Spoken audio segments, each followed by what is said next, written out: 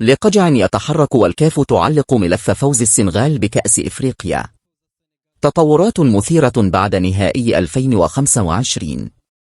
شهدت الساعات الأخيرة تطورات مثيرة في ملف نهائي كأس إفريقيا 2025 بعد تداول تقارير تفيد بتحرك حاسم من طرف الجامعة الملكية المغربية لكرة القدم برئاسة فوزي لقجع، ما دفع الاتحاد الإفريقي لكرة القدم الكاف إلى تعليق ودراسة بعض الجوانب المرتبطة بملف فوز السنغال باللقب.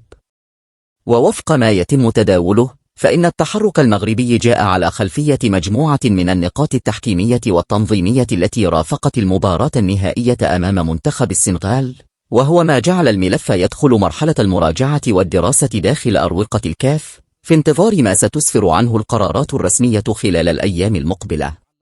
صدمة النهائي وأداء مشرف لأسود الأطلس.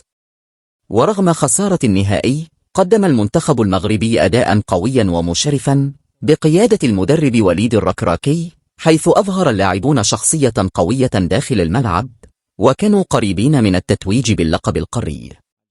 وتألق عدد من نجوم المنتخب بشكل لافت، وعلى رأسهم إبراهيم دياز بأدائه الهجومي المميز، ياسين بونو بتدخلاته الحاسمة، أشرف حكيمي بقيادته القوية على الرواق. هذا الأداء زاد من فخر الجماهير المغربية التي اعتبرت أن الأسود كانوا يستحقون نتيجة أفضل في النهائي. جدل واسع وأسئلة مفتوحة.